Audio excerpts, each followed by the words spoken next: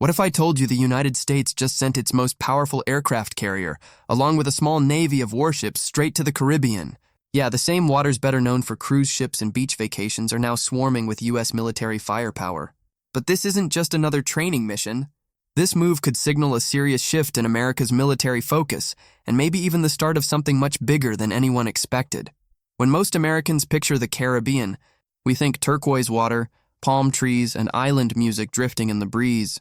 Not a U.S. aircraft carrier strike group cutting through the waves. But as of right now, that's exactly what's happening.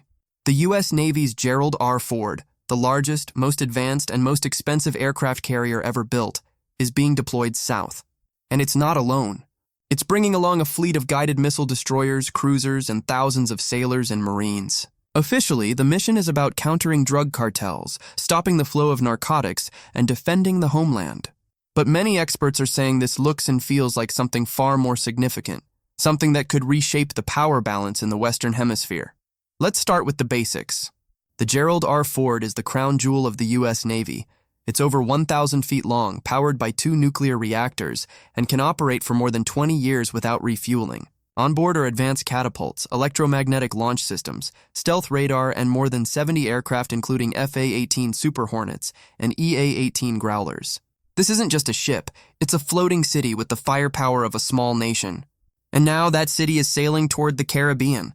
The Pentagon's public line is that this deployment supports what they're calling counter-narco-terrorism operations. The idea is to disrupt the vast networks that move cocaine, fentanyl, and other drugs from South America into the United States. Those networks, according to U.S. intelligence, are increasingly intertwined with armed groups and foreign-backed militias operating out of places like Venezuela. Washington says these groups are not just drug traffickers, but narco-terrorists. And that label matters because it gives the U.S. military more freedom to use force under existing counterterrorism authorities without having to declare war. That's one reason this story is raising eyebrows. You don't usually send a nuclear-powered aircraft carrier and a dozen warships just to chase smugglers in speedboats. The sheer scale of the deployment, by some estimates nearly 14% of the U.S. Navy's total fleet, is extraordinary. It's the kind of firepower you'd expect for a major regional operation, not simple anti-drug patrols. And it's not happening in a vacuum. Over the past few months, Washington's tone toward Venezuela's government has grown sharper. Sanctions have piled up. Officials have started comparing Venezuela's drug-linked cartels to terrorist groups like Al-Qaeda. And now the Navy is parking one of its most advanced strike groups right off Venezuela's doorstep. To understand why this matters, we have to zoom out. The Caribbean has always been strategically vital to the United States. During the Cold War, it was the front line of the Western Hemisphere. Remember the Cuban Missile Crisis? That moment when the world came closer to nuclear war than ever before started because Soviet missiles were discovered just 90 miles off Florida. The message from Washington back then was simple. The U.S. doesn't tolerate hostile powers setting up shop in its neighborhood. That doctrine never really went away. It's part of the Monroe Doctrine, which basically says the Western Hemisphere is America's backyard, and foreign interference here won't be accepted. Fast forward to today. Venezuela, under Nicolás Maduro, has maintained close ties with Russia, China, and Iran. Russian military advisors, Chinese surveillance systems, and Iranian oil tankers have all operated inside Venezuela in recent years. On top of that, Venezuela's security forces are accused of working hand-in-hand with drug cartels and militias that move cocaine through the Caribbean and Central America. The U.S. argues that these networks don't just threaten Latin America, they fund violence, corruption, and addiction across the United States. So, when officials start calling those groups narco-terrorists, it's not just rhetoric, it's justification for military action, and the U.S. military has already shown it's willing to pull the trigger. In recent months, American forces carried out multiple kinetic strikes against suspected cartel vessels in the Caribbean. One nighttime operation destroyed a smuggling boat allegedly tied to a group known as Tren de Aragua, a violent criminal network that originated in Venezuelan prisons. 6 traffickers were reportedly killed in that strike. The Pentagon made it clear, if you're part of a narco-terrorist group targeting America, we'll find you and kill you. That's not the language of a simple policing operation. That's the language of a war. Now, to be fair, the administration insists this isn't a war. Officials have said there's no plan for U.S. troops on the ground in Venezuela, and that operations will focus on intelligence, surveillance, and long-range strikes. But if you're a student of recent history, that kind of phrasing probably sounds familiar. We heard the same thing in the early 2000s about Afghanistan and Iraq. Limited strikes and advisors only eventually turned into full-scale ground wars that lasted decades. So naturally, a lot of people are asking, where does this end? Politically, it's tricky. On one hand, cracking down on cartels and drug traffickers is popular with most Americans. Nobody wants fentanyl flooding into their towns. On the other hand, the idea of another overseas conflict, especially in our own hemisphere, makes people nervous. The public is weary of long wars. The White House knows that, which might be why the messaging is so careful. The administration isn't saying we're going to war. They're saying we're defending the homeland. It's a subtle but powerful difference. It frames the Caribbean operation as a protective measure, not an invasion. From a strategic standpoint, there's also the issue of resources. For decades, the U.S. has kept a heavy naval presence in the Middle East.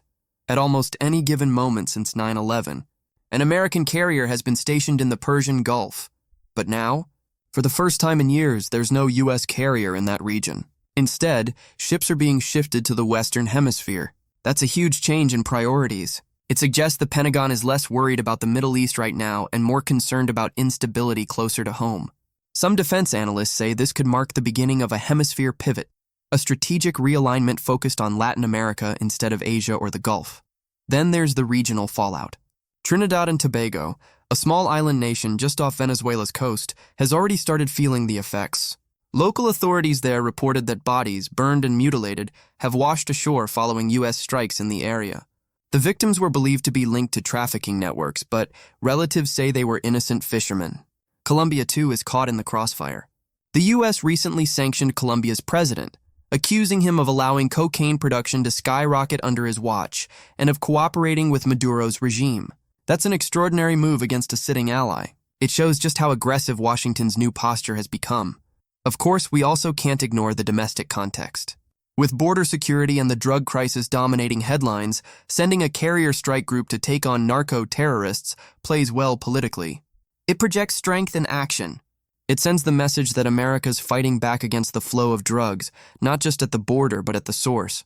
And the administration knows that strong visuals, a massive aircraft carrier cutting through the ocean, fighter jets roaring into the sky, make for powerful news footage. Still, the stakes are high. Venezuela isn't Afghanistan. It's a sovereign nation with millions of people, deep political divisions, and ties to global powers that could complicate any U.S. military action. Moscow and Beijing have both condemned previous U.S. threats against Maduro, and they're likely watching this deployment closely. If the U.S. actually conducts strikes inside Venezuelan territory, that could trigger diplomatic or even military pushback from those countries. Nobody wants a Caribbean version of the Cold War. For now, the mission's official focus remains on drugs, not regime change. But history has a funny way of turning limited missions into long-term commitments. A no-fly zone becomes an invasion. A naval blockade turns into nation-building. And every time that happens, it starts with a single deployment to protect American interests.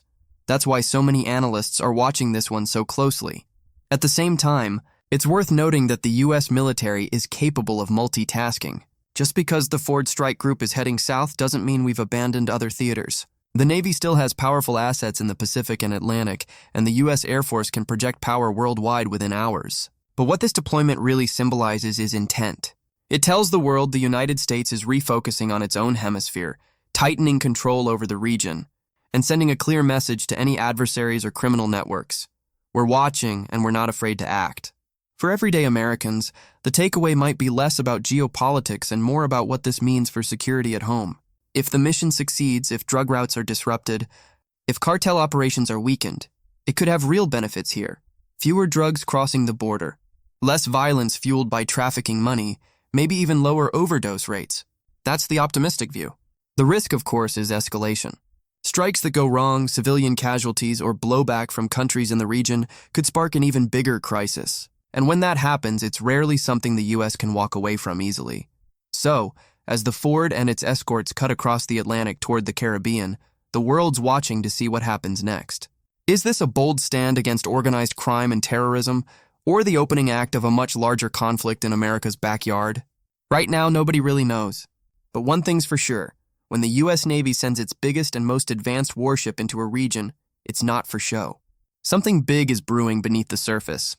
The deployment of a full U.S. carrier strike group to the Caribbean isn't business as usual. It's a signal. Whether it's a show of strength, a warning to Venezuela, or the start of a new regional campaign, this move marks a major shift in America's military posture close to home. If you found this breakdown helpful, hit that like button and drop a comment on what you think this deployment really means. And don't forget to subscribe, because staying informed about global events like this helps you understand where the world and the U.S. might be heading next.